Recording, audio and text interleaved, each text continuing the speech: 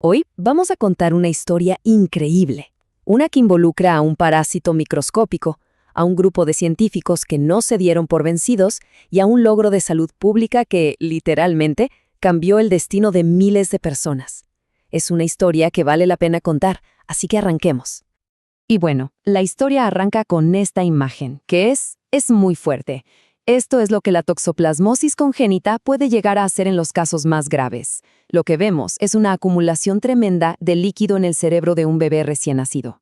Este es el costo humano, el punto de partida de toda esta investigación. Entonces, claro, la pregunta que surge es, ¿cómo es posible? ¿Cómo puede ser que un parásito súper común que a menudo asociamos con los gatos cause algo tan devastador? El Toxoplasma gondii está por todo el mundo, pero por alguna razón, en Sudamérica parecía ser mucho más destructivo. Y la clave para entender por qué no estaba en un laboratorio en Europa, sino ahí mismo en el epicentro del problema. Para encontrar esa respuesta tenemos que conocer al equipo que se atrevió a desafiar la idea de que la mejor ciencia solo se podía hacer lejos de casa. Su historia no empieza en Europa, sino en el corazón del trópico colombiano. Miren esta frase. Parece simple, ¿no? Pero esta idea, encontrada en el prólogo de un libro, fue la chispa que encendió todo. Para un grupo de investigadores en Colombia, fue como un baldazo de agua fría. O sea, ¿por qué estudiar enfermedades tropicales rodeados de nieve en Europa? No tenía sentido. Se dieron cuenta de que era hora de investigar los problemas de casa, en casa. Y esta imagen lo dice todo, ¿no? Es el cambio de paradigma en una sola vista. A la izquierda, el modelo tradicional, el laboratorio europeo. A la derecha, el lugar donde nuestra historia cobra vida, el Centro de Investigaciones Biomédicas en Colombia. Era como si la ciencia estuviera volviendo a casa. Este centro, fundado en 1993, se convirtió en el cuartel general de esta lucha. Tenían grupos de investigación súper dedicados como GEPAMOL y los laboratorios necesarios. Pero lo más importante es que no solo tenían las herramientas, tenían la misión de enfrentar de cara a los problemas de salud que afectaban a su propia gente. Ok, ahora metámonos de lleno en la parte científica. Vamos a ver cómo este equipo empezó a juntar las piezas del rompecabezas, porque se enfrentaban a un enemigo que era, por un lado, súper común, pero por otro, misteriosamente agresivo.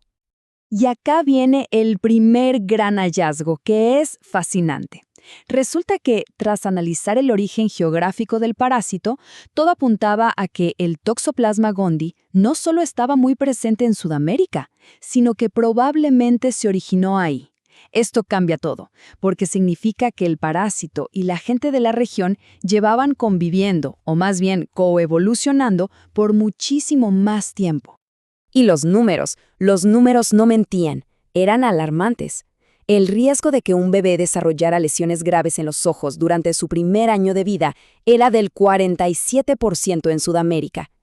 Comparemos eso con Europa, donde era solo del 14%, o sea, no era una pequeña diferencia, era un abismo. Algo muy peligroso estaba pasando. Entonces la pregunta se volvía todavía más intrigante, ¿no?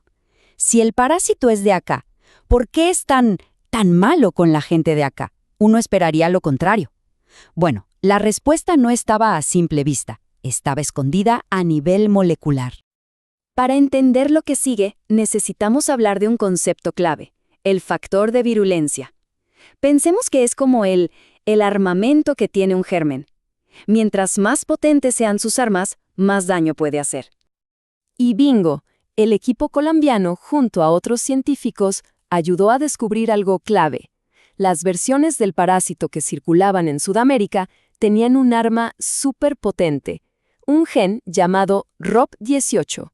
Este gen es como una llave maestra que usa el parásito para apagar las alarmas de nuestro sistema de defensas.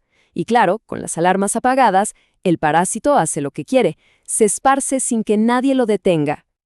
Durante mucho tiempo, la historia que nos contaban sobre este parásito era bastante simple. El ciclo de vida era claro. Todo terminaba en los gatos. Ahí es donde el parásito se reproduce y libera sus huevos, digamos, en las heces. Pero la realidad era mucho más complicada. La investigación demostró que culpar solo a los gatos era quedarse corto. El peligro no estaba solo ahí. Estaba en el agua, si no estaba bien tratada. Estaba en la carne poco cocida, algo muy común en la dieta de muchos lugares. Estaba hasta en las frutas y verduras mal lavadas. El parásito en realidad estaba metido en la vida cotidiana. Bien, con toda esta evidencia científica sobre la mesa, la pelea cambió de escenario. Ya no era solo en el laboratorio, ahora se trasladaba a los pasillos del gobierno. Porque, seamos sinceros, saber cosas no salva vidas. Hay que transformar ese conocimiento en acciones, en políticas públicas. Y es que antes del 2013, la situación era bastante precaria. Había una especie de guía del año 2007, pero muchos la describían como idealista, poco práctica. No era oficial y, lo que es peor, casi nadie la seguía al pie de la letra. Y acá viene el punto de quiebre. En 2009, un estudio nacional confirmó lo que se temía. A ver, se le hacían pruebas a las mujeres embarazadas, sí, pero a las que daban negativo, o sea, las que no tenían defensas y eran las más vulnerables, simplemente no se les volvía a controlar. Las dejaban a su suerte, básicamente. Era una locura. Con esos datos en la mano, los investigadores arrancaron en 2011 un proyecto que finalmente en 2013 dio a luz a las nuevas guías oficiales. Y acá lo tenemos, el fruto de años y años de trabajo, de investigar y de pelear por un cambio. Este documento, un papel oficial del Ministerio de Salud que por fin ponía reglas claras para todos. Cómo hacer las pruebas, cómo hacer el seguimiento y cómo tratar a todas las mujeres embarazadas de Colombia. La gran pregunta es, ¿sirvió de algo todo este esfuerzo? ¿Realmente funcionó? Bueno, ahora vamos a la parte más importante de toda esta historia, el impacto que tuvo en la vida real. Miremos este gráfico con atención porque es la prueba de todo. Resume la historia completa. Lo que vemos es el número de bebés que nacieron con daños neurológicos muy graves, como la hidrocefalia, en el centro de referencia de la Universidad del Quindío. Fíjense bien en la línea y presten atención a lo que pasa justo después de 2013, el año en que se pusieron en marcha las nuevas guías. La caída es impresionante, es drástica. En varios de los años después de 2013, el número de estos casos, los más graves, cayó a 0. 0. Es un resultado que parece sacado de un libro de texto, la prueba irrefutable de lo que puede lograr la detección a tiempo y el tratamiento correcto. Y esta frase del doctor José Montoya lo dice todo, de una forma muy potente. Básicamente, no hacerle un seguimiento adecuado a las mujeres embarazadas era como dejarlas en un experimento donde ellas eran el grupo placebo, pero con una diferencia terrible.